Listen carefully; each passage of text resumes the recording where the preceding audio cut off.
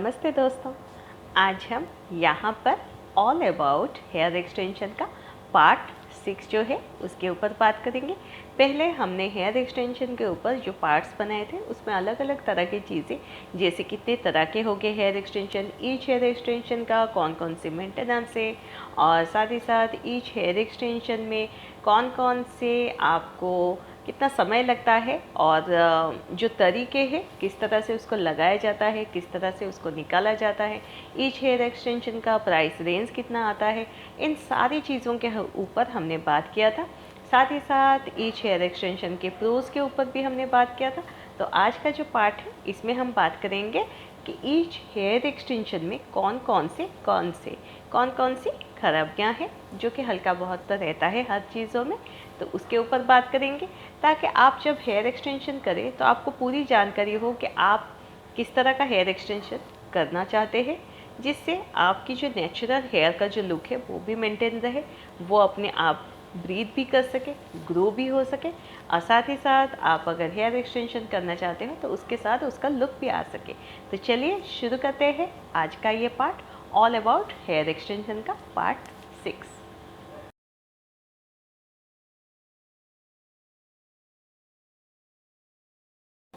Clip in hair extension जो है उसको आपको हर दिन लगाना और हर दिन निकालना पड़ता है, क्योंकि ये टेम्पररी हेयर एक्सटेंशन है। जैसे परमानेंट पे होता है, आपने एक बार कर लिया तो 4 से 5 महीने और कभी कभार 6 महीने तक भी ये चल सकता है, मगर इसमें ऐसा नहीं है, आपको इसको डेली लगाना और निकालना पड़ता है। इसमें एक खराबी है कि आपके बाल अगर बहुत ज़्यादा पतले हैं तो फिर आप ये वाला हेयर एक्सटेंशन इस्तेमाल नहीं कर सकते हो, क्योंकि जो क्लिप के अंदर जितने अमाउंट का हेयर आना चाहिए जिससे वो पकड़ के रह सके, उतना थिक आपका हेयर होना चाहिए। अगर ज़्यादा पतले होंगे तो फिर जो क्लिप है वो आपके बालों से स्लिप आउट होकर निकल सकते हैं। साथ ही साथ ये आपके हेयर के ऊपर थोड़ा सा हेवी वेट देता है, क्योंकि जो नॉर्मल जो हेयर एक्सटेंशन होता है उसमें हेयर के साथ छोटे छोटे बीड्स या फिर ग्लू का इस्तेमाल किया जाता है, मगर इसमें क्लिप होने की वजह से इसका जो वेट है वो थोड़ा सा बढ़ जाता है, इसलिए आपको सर के ऊपर थोड़ा सा भारी फील हो सकता है। हेलो, हेयर एक्सटेंशन सबसे इजी वाला हेयर एक्सटेंशन है, जिसको लगाना और निकालना सिर्फ कुछ ही समय का ही वक्त लगता है, सेकंड्स आप बोल सकते हैं, 2 से 5 सेकंड्स का ही वक्त लगता है। साथ ही साथ ये एक नॉर्मल एक स्ट्रिंग की तरह होता है, हेयर बैंड की तरह, जो कि आपके हेयर के साथ एक हेयर बैंड की तरह ही रह जाता है। तो इसलिए आपको मतलब कोई ओकेज़न में अगर आप जा रहे हो इसको पहन के, तो फिर आपको वरी होने की ज़रूरत नहीं है कि आपके नेचुरल हेयर के अंदर आपके एक्सटेंशन दिखाई तो नहीं देंगे, इस तरह का कुछ भी नहीं होगा। साथ ही साथ ये इतना हल्का रहता है, एक बैंड के ऊपर होने की वजह से ये आपके जो नेचुरल हेयर है उसको ग्रो में कोई भी बाधा नहीं डालता है, आपके नेचुरल हेयर वैसे भी ब्रीथ कर सकते हैं। साथ ही साथ इसमें सबसे अच्छी बात है कि इसमें मेंटेनेंस ज़ीरो है, और इसको आप रेगुलर लगा कर निकाल भी सकते हो। और दूसरा चीज़ है, अपने आप कर सकते हो, कोई भी सैलून या फिर हेयर स्टाइलिस्ट के पास जाने की ज़रूरत बिल्कुल भी नहीं है, और ये पूरी तरह से नेचुरल लगता है आपके हेयर में, नोटिसेबल बिल्कुल भी नहीं है। तो आपको वरी होने की ज़रूरत नहीं है कि फंक्शन में आपके जिससे आप मूवमेंट करते हो आपके हेयर उसके साथ मूव करता है तो आपके हेयर एक्सटेंशन कहीं दिखाई तो नहीं देंगे, तो इसमें इस तरह का कोई भी चांस नहीं है। बहुत ही अच्छा है हेयर एक्सटेंशन, जो हेलो हेयर एक्सटेंशन है। टेप इन हेयर एक्सटेंशन जो है उसमें टेप का इस्तेमाल किया जाता है, इसीलिए ये बहुत ही डिफ़िकल्ट है आपके हेयर में किसी भी तरह के अलग अलग तरह की स्टाइलिंग करने में, क्योंकि टेप होने की वजह से जब आप पोनी टेल वगैरह करते हो तो उसमें चांसेस रहते हैं वो दिखाई दे सकते हैं। टेप इन सिर्फ आप लॉन्ग में इस तरह से छोड़ ही सकते हो, जिसको आप स्ट्रेटन कर्ल ये सब करके स्ट्रेट करके ही छोड़ सकते हो। अगर आप उसको स्टाइलिंग करने की अगर सोच रहे हो तो फिर या तो वो खींचेगा या तो है वो दिखाई देने के चांसेस रहते हैं। और दूसरा चीज़ इसमें एक है कि आप टेप का इस्तेमाल होता है तो आपको कुछ सर्टेन प्रोडक्ट्स जैसे सिलिकॉन बेस हो गया या फिर ऑयल बेस्ड वाले प्रोडक्ट हो गए उसको थोड़ा सा आपको स्काल्प के पास अवॉइड करना है, वरना आपके जो टेप है वो थोड़े से लूज़ होकर स्लिप आउट हो सकते हैं या फिर निकल सकते हैं। तो इसलिए आपको सिलिकॉन बेस्ड या फिर ऑयल बेस्ड वाले जो प्रोडक्ट है उसको अवॉइड करने की ज़रूरत है।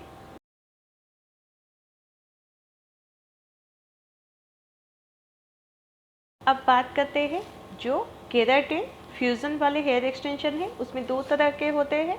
एक हो गया कोल्ड हेयर एक्सटेंशन हो गया, और दूसरा हो गया जो हीट का इस्तेमाल होता है, हॉट फ्यूज़न वाला केराटिन बेस वाला जो फ्यूज़न होता है।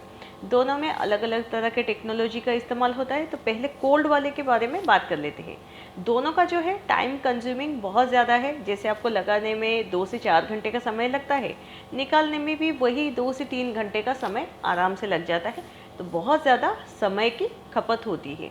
मतलब आप अगर जा रहे हो इस तरह का एक्सटेंशन करने के लिए या फिर निकालने के लिए, तो हाथ में आपको मतलब 2 से 4 घंटा पूरा लेकर ही चलना है कि हाँ मुझे पूरा इतना ही टाइम लगेगा। दोनों में ये चीज़ है कि टाइम कंज्यूमिंग है। अब दोनों में जो है आप किसी भी तरह का हेयर स्टाइलिंग वगैरह कर सकते हो, मगर इसमें एक चीज़ है जो हीट वाला जो है, उसमें हीट का इस्तेमाल होने की वजह से अगर आपके बाल थिन है या फिर नेचुरली आपके बाल झड़ते हैं, तो फिर हीट की वजह से वो और थोड़े से डैमेज होने के चांसेस है। मगर कोल्ड में ऐसा नहीं है, क्योंकि हीट का इस्तेमाल नहीं होता है, सोनिक टेक्नोलॉजी का इस्तेमाल होता है। तो फिर जो थिन वाले जो है वो कोल्ड फ्यूज़न का इस्तेमाल कर सकते हैं, और जो थिक वाले हेयर है वो हॉट फ्यूज़न का कर सकते हैं। मगर दोनों हेयर में आपके बाल केराटिन वाले होने चाहिए। आपने उससे पहले केराटिन का इस्तेमाल किए हुए बाल होने चाहिए। अगर आपके बाल आपने केराटिन ट्रीटमेंट नहीं किया है और उसके ऊपर अगर आप कर रहे हो केराटिन फ्यूज़न वाला जो हेयर एक्सटेंशन, तो फिर आपके बाल थोड़े से डैमेज हो सकते हैं, क्योंकि हीट वगैरह का इस्तेमाल होने की वजह से।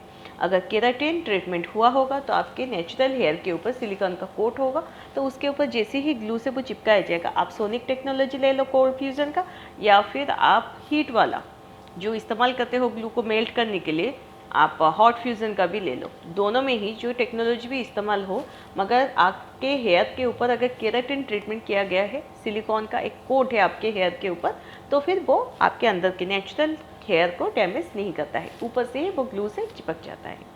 दूसरा चीज़ इसमें ये है कि आपको सिलिकॉन बेस वाले प्रोडक्ट्स दोनों में ही, और जो ऑयल बेस्ड वाले प्रोडक्ट्स इस्तेमाल नहीं करने हैं, क्योंकि आपके जो बीड्स है वो स्लिप आउट हो सकते हैं, क्योंकि सिल्की होने की वजह से। आप नीचे से कर सकते हो अपने बालों को, मगर स्काल्प की तरफ नहीं, जहाँ पर आपने हेयर एक्सटेंशन किया होगा। दूसरा चीज़, अगर आप स्विमिंग वगैरह के लिए जाते हो, कोई भी हेयर एक्सटेंशन हो, आपके बालों को आपको ज़्यादा समय तक गीला नहीं करना है, वरना क्लोरीन, सॉल्ट, और जैसे ओशन में करते हो सॉल्ट वगैरह रहता है, स्विमिंग पूल में क्लोरीन वगैरह रहता है, उससे आपके बॉन्ड अफेक्ट हो सकते हैं और साथ ही साथ आपके बॉन्ड स्लिप आउट होकर निकल सकते हैं। दूसरा, आपके गीले बालों में आपको सोना नहीं है। अगर आपने बाल साफ़ किया है, मिनिमम 90% उसको ड्राई होने दीजिए, या फिर हेयर ड्राई की मदद से भी आप उसको ड्राई कर सकते हैं। ड्राई होने के बाद ही आप सोइए। अगर गीले बालों में आप सो जाते हो, वैसे कोई भी हेयर एक्सटेंशन हो, आपके स्काल्प के पास के जो हेयर जो है वो पूरी तरह से टेंगल हो जाएगा, जिसको आप खोल भी नहीं सकते हो, क्योंकि उसके नीचे बीड्स होगा। और जब आप बीड्स निकालोगे 3 महीने 4 महीने बाद, तब जाकर वो हेयर स्टाइलिस्ट उसको डिटेंगल करेगा, जिसमें आपके नेचुरल हेयर डैमेज हो सकते हैं, साथ ही साथ बहुत ही ज़्यादा टूट के झड़ भी सकते हैं। इसमें आप कोई भी तरह की स्टाइलिंग वगैरह तो कर सकते हैं, मगर इसमें एक बहुत अच्छी बात है कि आप कोई भी स्टाइलिंग करने के लिए अगर हीटिंग टूल्स का इस्तेमाल करते हो, तो फिर थोड़े हीट में ही आपके बाल नेचुरली बहुत ही ज़्यादा ग्लॉसी, शाइनियर ये दिखने लगते हैं। तो ये एक बहुत अच्छी बात है। और इसमें अगर आप कोई शैम्पू वगैरह का इस्तेमाल करते हो, तो आपको याद रखना है कि हर दिन उसको वॉश करना है। आपके स्काल्प की तरफ आपको ऑयल नहीं करना है आपके बाल को। जैसे आप एक्सरसाइज रेगुलर करते हो, उसकी वजह से अगर आपके बाल स्वेट होकर चिपक जाते हैं, सॉल्ट वगैरह निकलता है, अगर आपके बाल नेचुरली ऑयली हैं, ऑयल सिक्रेशन होता है, तो आपके स्काल्प की तरफ बालों को आपको ऑयली नहीं करना है, चिपचिपा नहीं रखना है। तो आपको हर 2-3 दिन में बाल को साफ़ करते रहना है, स्काल्प आपको ड्राई रखना है।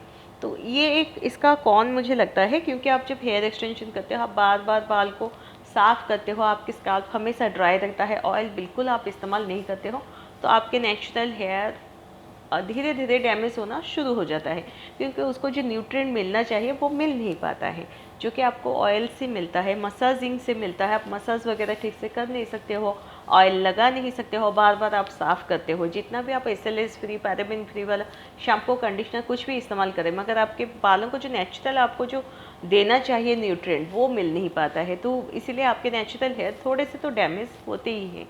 आप कोई भी हेयर एक्सटेंशन कर लो, मगर हेलो हेयर एक्सटेंशन में इस तरह का कुछ भी नहीं होता है, हर दिन लगाना और निकालना होता है। तो ये वाला सबसे अच्छा है ऑप्शन कि आप हर दिन लगा कर निकाल सकते हो। आप नेचुरल हेयर जैसे भी आप केयर करना चाहते हो उसको कर सकते हो, मगर परमानेंट हेयर एक्सटेंशन में ये थोड़ा सा मुझे प्रॉब्लमेटिक लगता है कि आप कोई भी न्यूट्रिएंट इस्तेमाल नहीं कर सकते हो, ऑयल बेस्ड प्रोडक्ट इस्तेमाल नहीं कर सकते हो, और बाल को हमेशा क्लीन रखना है, आपको हमेशा साफ़ करते रहना है। तो इसीलिए आपके नेचुरल हेयर थोड़े से डैमेज हो सकते हैं। और सबसे बड़ी बात, अगर आपका जो हेयर स्टाइलिस्ट है, अगर आपको सही तरह से बीड अगर ना, जैसे स्काल्प के पास उसको लगाना है, सही से अगर ना लगा पाए या फिर थोड़ा सा भी लगाने में गड़बड़ हो, तो फिर आपके नेचुरल हेयर को डैमेज कर सकता है। लगाते वक्त नहीं, निकालते वक्त आपके नेचुरल हेयर बहुत सारे टूट के निकल सकते हैं। तो आप कोई भी हेयर स्टाइलिस्ट के पास जा रहे हो तो अच्छे से कंसल्ट करके जाओ, वो सर्टिफाइड होना चाहिए, ताकि वो जब लगाए निकाले तो सही से उसको निकाले और लगाए, ताकि आपके नेचुरल हेयर डैमेज ना हो। वैसे आपके नेचुरल हेयर के ऊपर कोई भी आप हेयर एक्सटेंशन करते हो, थोड़ा सा उसमें वेट तो रहता ही है, वो बीड्स का हो गया और वो हेयर का भी हो गया। हेयर आप एक लगाते हो और एक मतलब वो गुच्छे वाला हेयर लगाते हो जो कि बीड में लगा हुआ होता है, तो आपके जो नेचुरल हेयर का थिकनेस आप उतने थिकनेस का लगाते हो, तो एक भाग तो रहता ही है। तो आपका जो नेचुरल हेयर है ये हो गया 5 हेयर, आपने उसमें 5 हेयर बीड्स के साथ यहाँ पर लगा लिया है, ये स्काल्प के पास लगे हुए हैं और ये नीचे की तरफ लगे हुए हैं, तो ये हमेशा वेट पड़ा रहता है।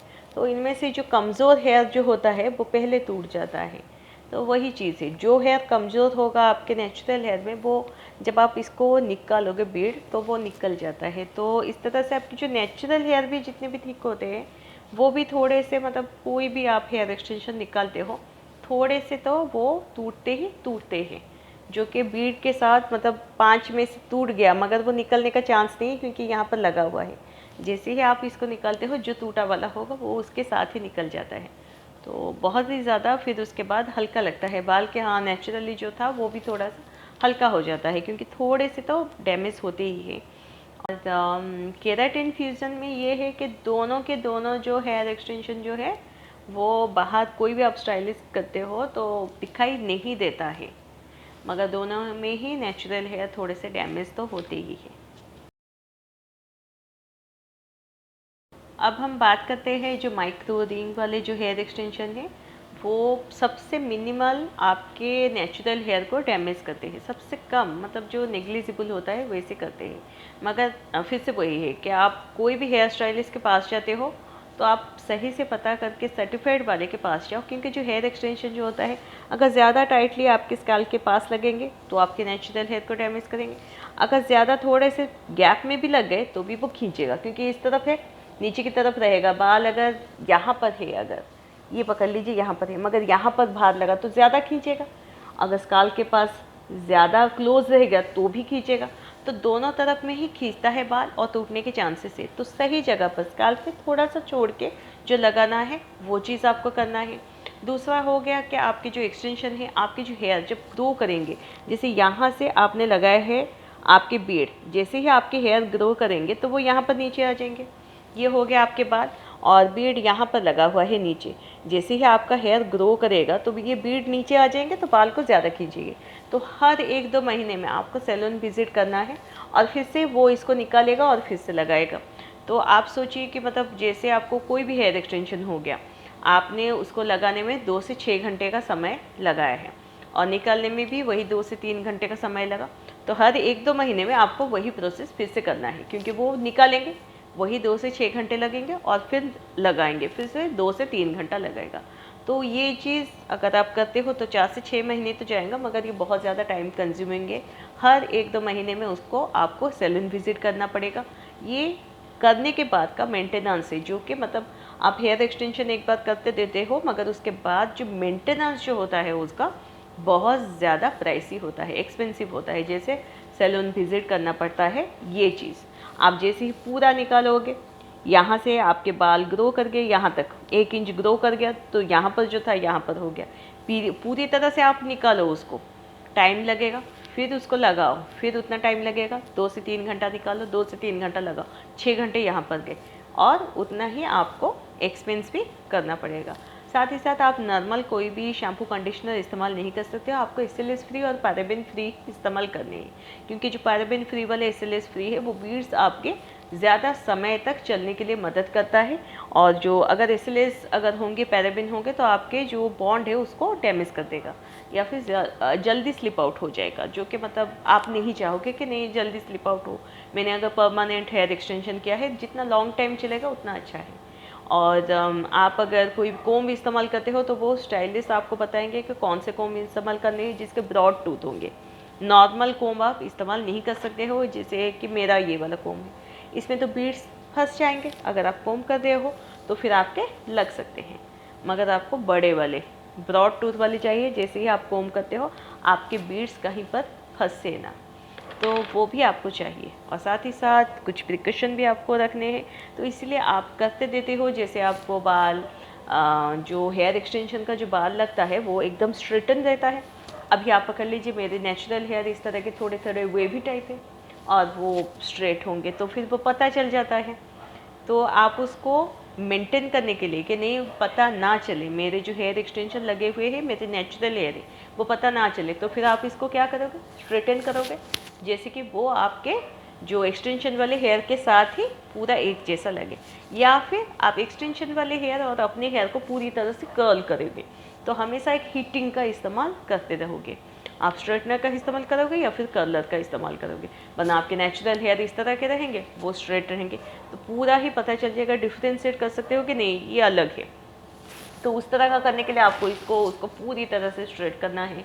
और साथ ही साथ केराटिन वाले हेयर होने की वजह से, जो स्ट्रेटन वाले केराटिन होने की वजह से उसका जो मेंटेनेंस जो है वो भी और ज़्यादा एक्सपेंसिव है। तो कोई भी परमानेंट हेयर एक्सटेंशन हो आप करवाते हो, उसके बाद का मेंटेनेंस और भी ज़्यादा एक्सपेंसिव है। तो इसको आपको ध्यान में रख के फिर उसके बाद आप हेयर एक्सटेंशन कीजिए, क्योंकि अगर उसके बाद का अगर आप मेंटेनेंस नहीं करते हो फिर तो परमानेंट एक्सटेंशन करने का कोई फ़ायदा नहीं है, क्योंकि वो लॉन्ग टर्म जाएगा नहीं, डैमेज हो जाएगा। आपके मतलब एक्सटेंशन वाले हेयर नहीं, आपके नेचुरल हेयर डैमेज हो जाएंगे। तो इसीलिए आप मेंटेनेंस करना बहुत ही ज़्यादा ज़रूरी है। और एक इसमें एक कौन है कि कोई भी आप हेयर एक्सटेंशन करते हो लगाते वक्त नहीं, मगर जब आप इसको रिमूव करते हो आपके नेचुरल हेयर थोड़े से तो डैमेज होते ही हैं। जैसे टेप वाले में हो गया, आपको अल्कोहल जो बेस वाले एक प्रोडक्ट होते हैं उसको डाला जाता है, ताकि वो जो एडहेसिव है वो निकल जाए। आपका जो टेप है जो आपके हेयर के साथ चिपक के लगा हुआ है, स्टिक किया हुआ है, तो वो अल्कोहल डालने से वो धीरे धीरे वो जो स्टिक किया हुआ चीज़ जो है वो निकल जाता है, फिर उनको निकालने में, स्लिप आउट करने में आसानी होती है। मगर ये जो अल्कोहल बेस वाले जो प्रोडक्ट डालते हैं उससे आपके हेयर और भी ज़्यादा ड्राई होते हैं, और निकलते वक्त आपके नेचुरल हेयर जो है वो टूटते हैं। दूसरा चीज़ है, आप कोई भी बीड करते हो, हीट वाले ग्लू का इस्तेमाल होता है, और ग्लू को जैसे ही आप उस बॉन्ड से तोड़ने के लिए एक क्लैंप का इस्तेमाल होता है, जिसको आप रिंग के ऊपर उसको जैसे प्रेस किया जाता है, ये राउंड वाला हो गया, उसको प्रेस करके दबा दिया जाए, या फिर उसको थोड़ा सा मोड़ दिया जाए ताकि वो लूज़ हो जाए, फिर उसके बाद निकल जाए। ये जो प्रोसेस जो किया जाता है, जो नेचुरल हेयर है उसके साथ तो लगा हुआ होता है, तो वो नेचुरल हेयर भी आपके उसके साथ तोड़ा मरोड़ा जाता है, तो वो भी थोड़ा सा टूटता ही है। तो कोई भी आप परमानेंट हेयर एक्सटेंशन करते हो या फिर टेम्पररी में क्लिप इन करते हो, तो निकालते वक्त आपके हेयर जो नेचुरल हेयर है वो टूटना ही टूटना है। किसी में कम है, किसी में ज़्यादा है, मगर टूटता तो ज़रूर है। अगर आपके थिन हेयर है और आपको डेली बेसिस में बहुत ही ज़्यादा अगर आपको हेयर फॉल हो रहा है, तो मेरे हिसाब से आपको हेयर एक्सटेंशन नहीं करना चाहिए, वरना आपके बाल और भी ज़्यादा पतले और भी ज़्यादा डैमेज हो जाएंगे, और आपके पास कोई मतलब सेकंड ऑप्शन ही नहीं रहेगा, एक्सटेंशन किए बिना आप रह नहीं सकते हो। क्योंकि आपके बाल इतने पतले हो जाएंगे, आपको खुद को ही अजीब सा लगेगा। फिर आप सोचोगे कि नहीं मुझे यही करना है, वरना मेरे तो मतलब बाल ही है नहीं तो क्या दिख रहा है। तो आप फिर उसके बाद फिर आपको करना करना करना है, और बाल आपके धीरे धीरे उस तरह के डैमेज होते जाएंगे। तो वो चीज़ आपको ये करना है कि एक्सटेंशन करते वक्त थोड़ा सा मतलब निकालते वक्त डैमेज तो होता है, वो ध्यान अगर आप रख रहे हो तो फिर उसके बाद भी अगर आप हेयर एक्सटेंशन करना चाहते हो तो फिर आप कर सकते हो। अगर आपको नेचुरली शाइनी और थिक हेयर चाहिए तो फिर आप कर सकते हो। थोड़ा सा मतलब ये डैमेज करता ही है। और माइक्रोरिंग में ये सबसे अच्छी बात है, जितने सारे हेयर एक्सटेंशन हैं सबसे ज़्यादा नेचुरल यही वाला लगता है, और सबसे मिनिमल डैमेज भी यही वाला हेयर एक्सटेंशन करता है। और टाइम कंज्यूमिंग तो ये है ही, जितने सारे परमानेंट हेयर एक्सटेंशन है सबको लगाने में 2 से 6 घंटा मिनिमम लगता है, और निकालने में भी वही 2 से 3 घंटा मिनिमम समय लगता है।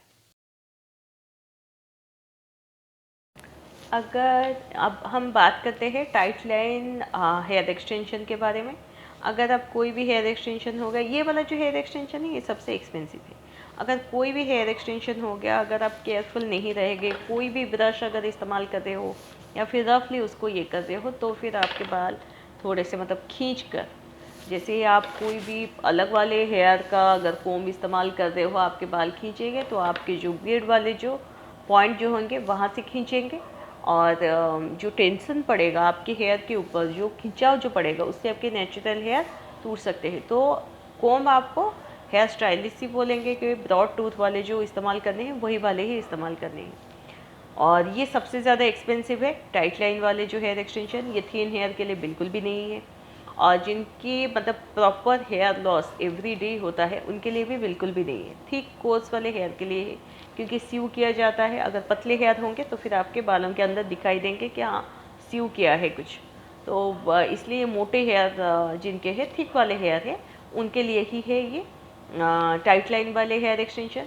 और सोते समय कोई भी एक्सटेंशन हो, आप जब लगाओगे तो थोड़ा सा अनकंफर्टेबल लगता है।